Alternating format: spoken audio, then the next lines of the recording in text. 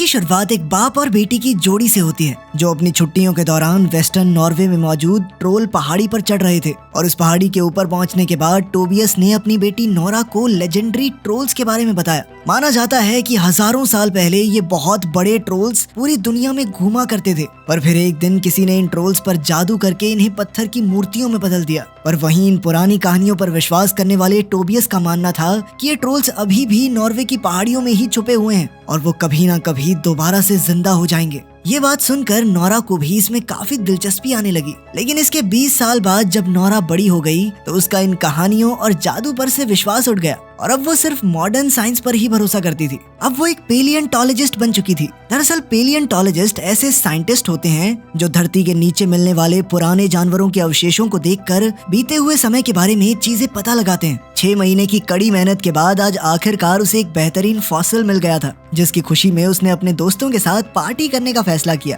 वहीं दूसरी तरफ पहाड़ों पर मेट्रो स्टेशन बनाने के लिए तेजी से कंस्ट्रक्शन की जा रही थी और इस मेट्रो का रास्ता बनाने के लिए तेजी से पहाड़ों में धमाके किए जा रहे थे, जिसके चलते कई लोग इस कंस्ट्रक्शन का विरोध भी कर रहे थे। लेकिन उन सबको नजरअंदाज करते हुए इंजीनियर्स एक बार फिर से एक धमाका करने में लगे हुए थे। पर जब वो लोग गुफा के अंदर पहुंचे तो उन्हें कुछ अजीब सी आवाज सुनाई दी और इससे पहले कि वो कुछ समझ पाते अचानक से वहाँ की जमीन जोर शोर से हिलने लग गई, जिसके अगले ही मिनट उन इंजीनियर्स की नजर एक बहुत ही बड़े खतरनाक राक्षस पर पड़ी, जिसे देखते ही वो लोग तेजी से अपनी जान बचाने के लिए भागे। लेकिन पहाड़ों के गिरते हुए मलबे के चलते वो लोग गुफा के अंदर ही फंस गए।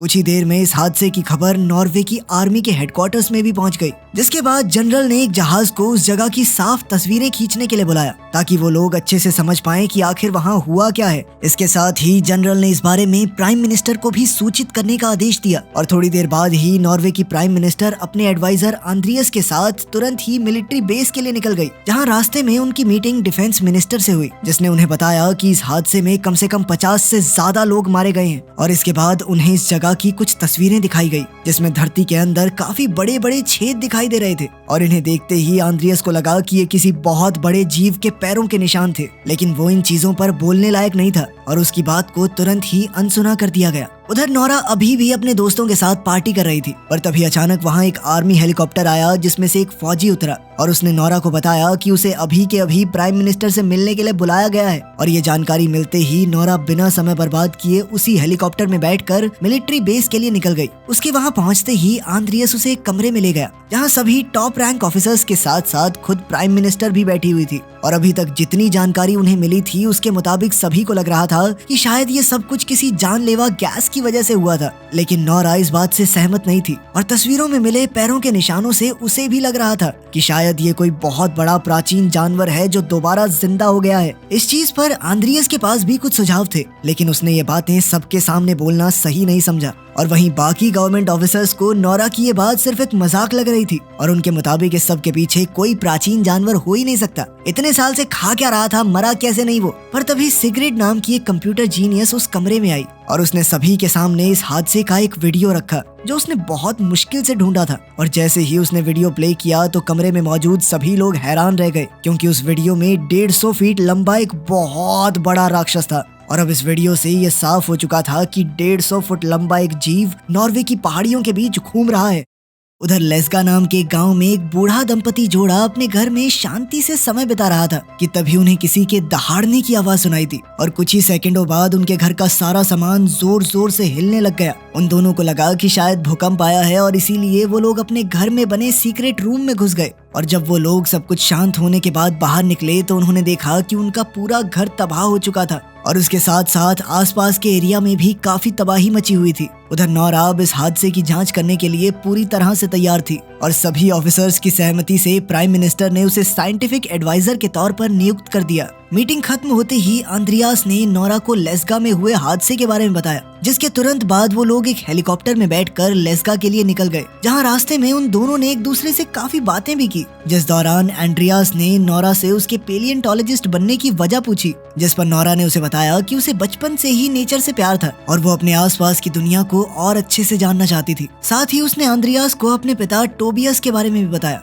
कि कैसे वो उसे बचपन में पहाड़ों पर ले जाकर उनसे जुड़ी कहानियां सुनाते थे। लेकिन बदकिस्मती से वो इन कहानियों में इतने ज्यादा खो चुके थे कि उनका असल जिंदगी से से वास्ता ही कट गया और बीच में तो उनकी हालत इतनी ज्यादा खराब हो गई थी कि उन्हें एक मेंटल हॉस्पिटल में भर्ती करना पड़ा। लेस गास में मची तबाही को देखकर नोरा और आंद्रियास दोनों ही काफी हैरान थे कि तभी उनकी मुलाकात कैप्टन क्रिस से हुई, जो फौज की तरफ से इस पूरे ऑपरेशन को संभाल रहे थे। जिसके बाद क्रिस ने उन्हें बताया कि वो राक्षस लेस गास में तबाही मचाने के बाद 2 मील आगे तक बढ़ता गया, जिसके बाद वो अचानक से गायब हो गया और फौज की लाख कोशिशों के बाद भी वो लोग उसे ढूंढ नहीं पाए, मानो जैसे वो भीमकाय राक्षस हवा में ही गायब हो गया हो।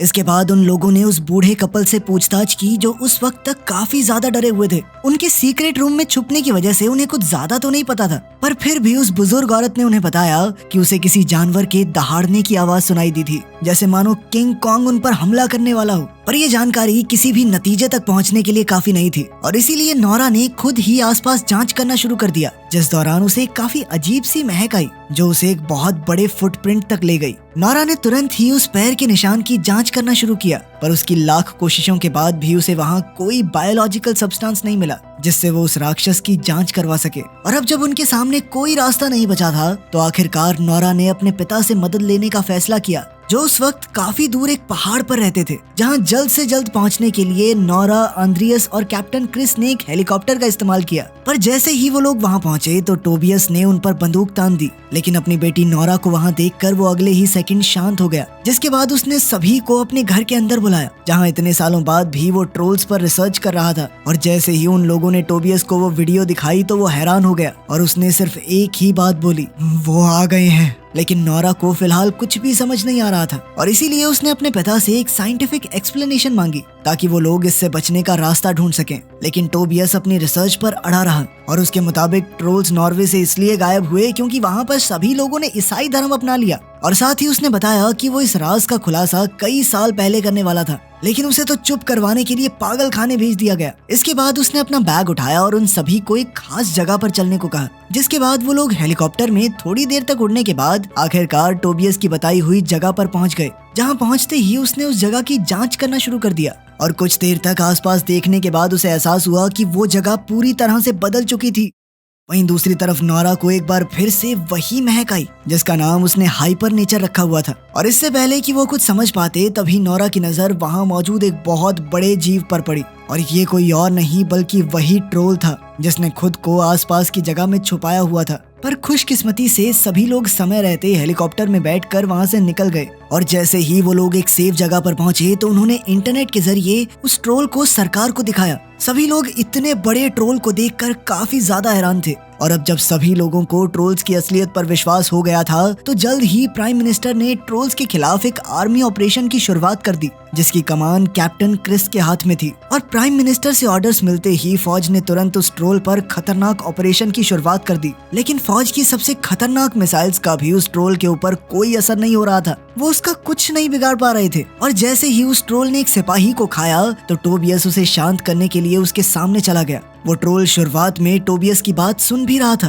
और तभी अचानक से फौज की कुछ और यूनिट्स ने उस पर हमला कर दिया, जिससे गुस्सा होकर जैसे ही ट्रोल उस यूनिट पर हमला करने के लिए मुड़ा तो उसकी पूंछ सीधा जाकर टोबियस को लगी, जिसके चलते वो काफी ज्यादा जख्मी हो गया। ये देखते ही नोरा तुरंत ही अपने पिता की तरफ भागी, लेकिन टोबियस ने कुछ बोलने से पहले ही अपना दम तोड़ दिया। उसी रात नोरा रोते रोते अपने पिता की डायरी पढ़ रही थी ताकि वो किसी तरह से इन ट्रोल्स को रोक सके। और घंटों तक उस डायरी को पढ़ने के बाद नोरा को पता चला कि असल में ट्रोल्स अक्सर चर्च को तबाह कर देते थे क्योंकि उन्हें घंटियों की आवाज बिल्कुल भी पसंद नहीं थी। और जब नोरा ने ये प्लान सभी सरकारी अफसरों को सुनाया तो पहले तो उन सब ने नोरा को पागल समझा और नोरा का मानना था कि मिसाइल तो काम नहीं कर रही ना उसके ऊपर, तो हमें कुछ अलग ही सोचना पड़ेगा, ठीक है। जिसके बाद प्राइम मिनिस्टर ने उसे इस प्लान के साथ आगे बढ़ने की इजाजत दे दी और इसके कुछ देर बाद 4 आर्मी हेलीकॉप्टर्स बड़ी बड़ी चर्च बेल लेकर तेजी से ट्रोल की तरफ बढ़ने लगे।